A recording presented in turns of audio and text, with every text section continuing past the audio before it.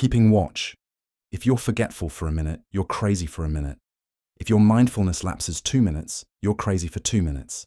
If it lapses for half a day, you're crazy for half a day. That's how it is. Mindfulness means keeping something in mind.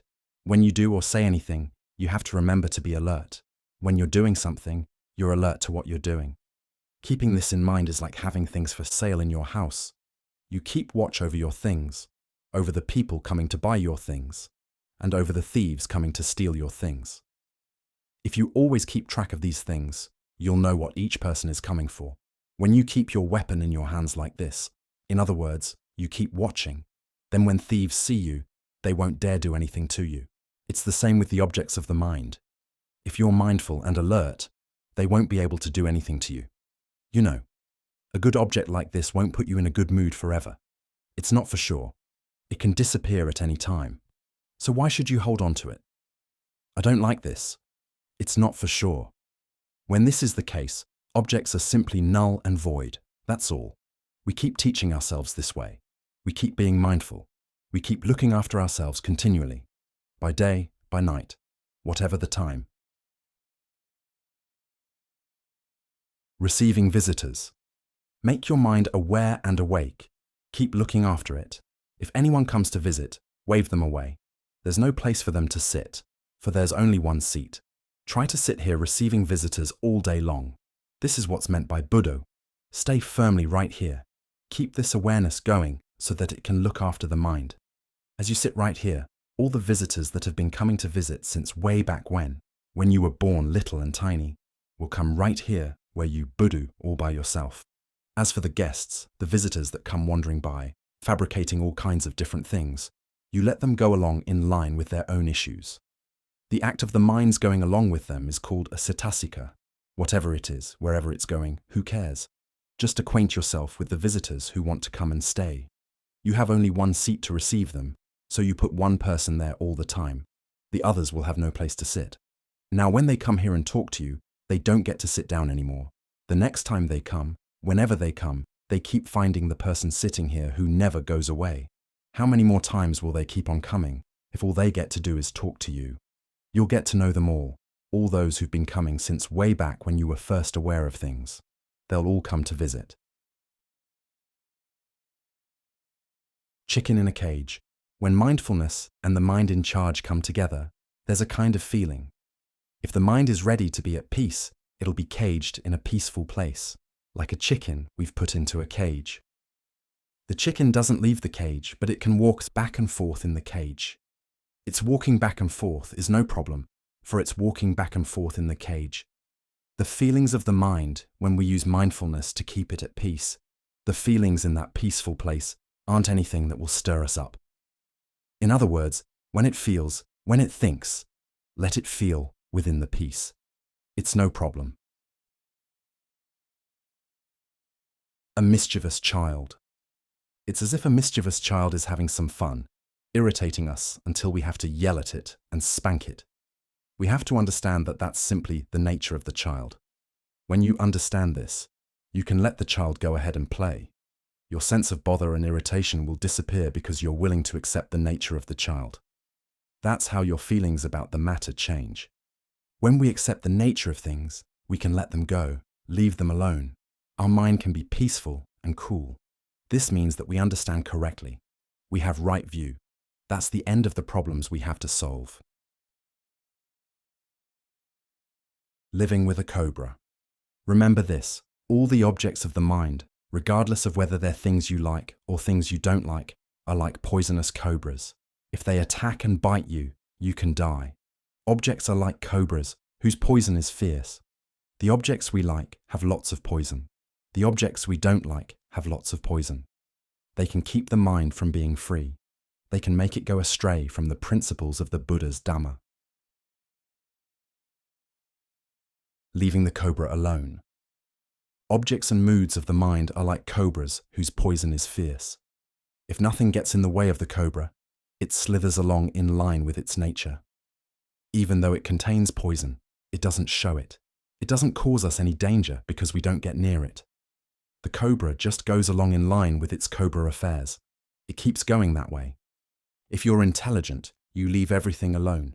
You leave good things alone. You leave bad things alone. You leave the things you like alone, in the same way you leave a poisonous cobra alone. You let it slither along on its way. It slithers along even though it contains poison. A kiln. Be intent. Just sitting there with your eyes closed is not going to give rise to discernment. Your eyes, ears, nose, tongue, body, and mind are always there. If you're always alert, you'll get to learn from them all the time. Outside, you see leaves, you see animals, and you learn from them if you bring them in and make them upanayika, pertinent inside. You see clearly within you in a way that's pakatam, personal. Even when external preoccupations come and strike you internally, you learn your personal lessons. You don't throw them away. To put it in simple terms, it's like the way they fire charcoal. Have you ever seen a kiln for firing charcoal or bricks? If they do it right, then when they build a fire, a meter or two in front of the kiln draws in all the smoke. If they build the kiln in the right way, to the right specifications, then even if they build the fire 2 or 3 meters in front of the kiln, then as soon as there's smoke, it all gets drawn into the kiln with nothing left outside. The heat all builds up in the kiln and doesn't escape. It's the same as building a crematorium. If they build it right, then all the fire gets drawn into the crematorium. The heat goes in and destroys the body really fast. The sensations of a person practicing meditation are like that. Whenever there are sensations, they all get drawn into right view. As soon as the eye sees a form, the ear hears a sound, the nose smells an aroma, the tongue tastes a flavor. It all gets drawn in and turned into right view. There will be a contact that gives rise to discernment, that way continually, at all times.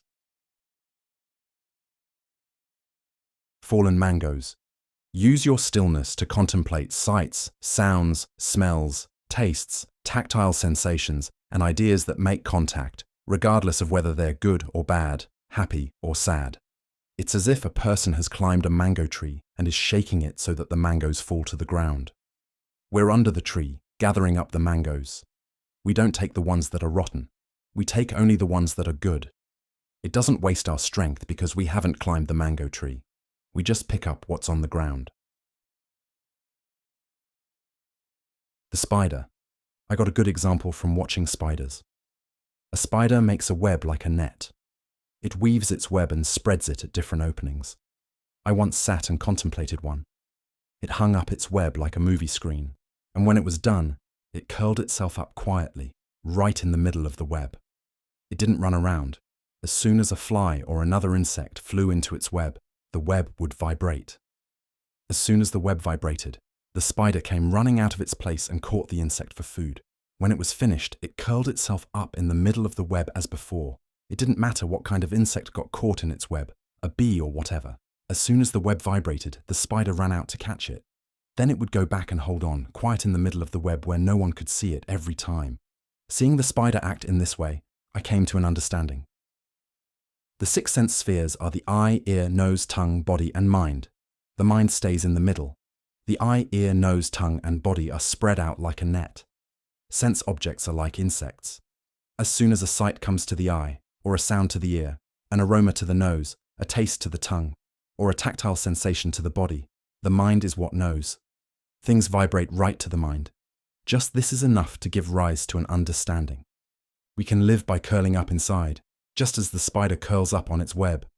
We don't have to go anywhere. When insects run into the net and it vibrates to the heart, then as soon as we're aware, we go out and catch the insects. Then we return to our original place. After watching the spider, you can apply what you've learned to your mind. It's the same sort of thing. If the mind sees inconstancy, stress, and not self, it's spread wide open. It's no longer the owner of happiness, no longer the owner of suffering, for it sees clearly in this way. It gets the point. Whatever you do, you're at ease. You don't want anything else anymore. Your meditation can do nothing but progress. Wild chickens. I'll give you a simple example. It's like wild chickens. We all know what wild chickens are like. There's no animal in the world more wary of human beings. When I first came to this forest, I taught the wild chickens. I observed them and learned many lessons from them. At first, only one of them would come past me while I was doing walking meditation. When it came close, I didn't look in its direction. Whatever it did, I didn't look in its direction. I didn't make any movement that would startle it. After a while, I tried stopping still and looking at it. As soon as my eyes hit it, it ran right off. When I stopped looking at it, it would start scratching in the dirt, looking for food as before. But every time I looked at it, it would run right away. After a little while, it probably came to notice how quiet I was, so it let down its guard. But as soon as I tossed some rice in its direction, it ran right off. But I didn't care. I just kept tossing some rice out for it. After a while, it would come back, but it didn't dare eat the rice. It didn't know what it was. It thought I was planning to kill it and curry it, but I didn't care whether it ate or not. After a while, it started scratching around in the dirt right there. It probably began to get a sense of what the rice was. The next day, it came back to the same place and got to eat rice again. When the rice was gone, I tossed out some more for it. It ran off again. But when I kept doing this again and again, it got so that it would walk off only a little way and then come right back and eat the rice. That's when it understood. At first, the chicken saw the rice as an enemy because it wasn't acquainted with it. It didn't see it clearly. That's why it kept running off. But as it grew more tame, it came back to see what the rice actually was. That's when it knew. This is rice. This isn't an enemy. It's not dangerous. That's how the wild chickens here came to eat rice from that day up to the present. In this way, I learned a lesson from the wild chickens. We're just like them. Sights, sounds, smells, tastes, tactile sensations, and ideas are means for giving us knowledge of the Dhamma. They give lessons to anyone who practices. If we see them clearly in line with the truth, we'll see that that's how they are. If we don't see them clearly, they'll always be our enemies, and we'll keep running away from them all the time. Monkeys. Let me give you an example. Suppose you have a pet monkey at home. My monastery has a pet monkey too. When you're home and have a pet monkey, the monkey doesn't sit still. Now it grabs this. Now it goes there. All kinds of things. That's how monkeys are. Now you come to my monastery. I have a monkey here too, and this monkey doesn't sit still either. Now it grabs this. Now it goes there, but it doesn't irritate you, does it? Why? Because you've already had a pet monkey. You're familiar with monkeys. My monkey at home is just like this monkey here. Staying at your monastery is just like staying at home. It's the same monkey. If you know just one monkey, then no matter how many provinces you go to, you see the same monkey, and it doesn't irritate you, right? That's someone who understands monkeys. If we understand monkeys, then we won't become monkeys. If you don't understand monkeys, then as soon as you see a monkey, you become a monkey yourself, right? When you see it taking this and grabbing that, oh, you're irritated. You're upset at this monkey. That's someone who doesn't understand monkeys. Someone who understands monkeys sees the monkey at home and thinks, it's the same monkey. The monkey at Diamond Light Cave Monastery is just like this. So why should they irritate you? You understand what monkeys are like, and that's enough. You can be at peace. At peace. If the monkey jumps in front of you and behind you, you can be at your ease. You're not irritated by the monkey. Why? Because you understand monkeys. So you don't become a monkey. If you don't understand monkeys, you get irritated. When you get irritated, you become a monkey. Understand? This is how things grow calm. We have to know preoccupations, observe preoccupations. Some we like, some we don't, but so what? That's their business. That's what they're like, just like monkeys. All monkeys are the same monkey. We understand preoccupations, what their conditions are. Some we like, some we don't. That's what they're like. We have to get familiar with them. When you're familiar with them, let them go. Oh, preoccupations aren't for sure. They're all inconstant, stressful, and not self. We keep looking at them in that way. If they're irritated, if they wiggle around, just watch them, and they're no big deal. Wherever you sit, when preoccupations pop up via the eye, ear, nose, tongue, body, or mind, you see, they're no big deal. It's like watching monkeys. This monkey is just like the monkey at home. It's no big deal. Then we can be at peace. The tree pulls itself down. Craving and desire lead us to suffering. But if we contemplate, Our contemplation leans out from craving. It contemplates craving, and it pulls on the craving, shakes it up, so that it goes away or lessens on its own. It's like a tree. Does anyone tell it what to do? Does anyone give it hints? You can't tell it what to do. You can't make it do anything, but it leans over and pulls itself down. When you look at things in this way, that's Dhamma. Heavy lifting. Mindfulness and alertness are like two people lifting a heavy log. A third person is watching, and when he sees that the log is heavy, he comes to help. When it's heavy like that, he can't not help. He has to help. The person helping here is discernment. It can't stay still. When there's mindfulness and alertness, discernment has to run in and join them. Bottled water, spring water. It's like putting water in a bottle and giving it to someone to drink. Once he's finished drinking it, he'll have to come back and ask for more. For the water isn't water in a spring, it's water in a bottle. But if you show the spring to the person and tell him to get water there, he can sit there and keep on drinking water and won't ask you for any more, for the water never runs out. It's the same when we see inconstancy, stress, and not self. It goes deep, for we really know, we know all the way in. Ordinary knowledge doesn't know all the way in. If we know all the way in, it never grows stale. Whatever arises, we know it correctly, and things disband. We know correctly, without stop. Still, flowing water. Have you ever seen flowing water? Flowing water. Have you ever seen it? Have you ever seen still water? If your mind is peaceful, it's kind of like still flowing water. Have you ever seen still flowing water? Laughs. There, you've only seen still water and flowing water. You've never seen still flowing water. Right there, right where your thinking can't take you, where the mind is still but can develop discernment. When you look at your mind, it'll be kind of like flowing water, and yet it's still. It looks like it's flowing, so it's called still flowing water. That's what it's like. That's where discernment can arise. The log in the canal. It's like cutting a log, throwing it into a canal, and letting it flow along with the water in the canal. If it doesn't get worm-eaten, doesn't rot, doesn't get smashed, doesn't get snagged on this bank or that bank, it'll keep flowing down the canal. I'm convinced that it'll ultimately reach the ocean. It's the same with us. If we practice in line with the Lord Buddha's way, if we follow the path he taught, if we correctly follow the current, we have to avoid two things. Which two? The two extremes that the Buddha said contemplatives shouldn't get seriously involved with. The first is sensual indulgence. The second is self-torment. These are the two banks of the canal, of the river. The log flowing down the river, following the current of the water, is our mind. Waves coming ashore. Suffering and mental stress aren't for sure. They're inconstant. Keep this point in mind. When these things arise, we know them right now, and we let them go. This strength of mind will gradually see more and more. When it's grown more resilient, it can suppress defilements extremely fast. As time passes, whatever arises right here disbands right here, like waves on the sea coming ashore. As soon as they reach the shore, they simply dissolve. A new wave comes, and it dissolves too. It can't go beyond the shore.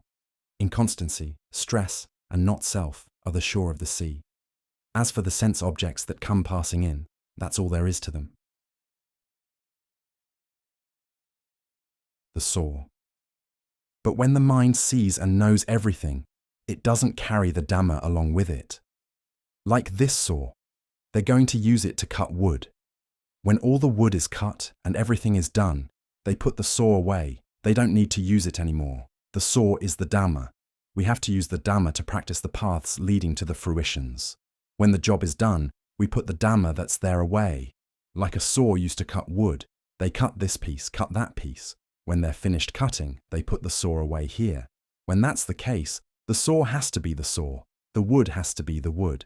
This is called reaching the point of stopping. The point that's really important. That's the end of cutting wood. We don't have to cut wood, for we've cut enough. We take the saw and put it away.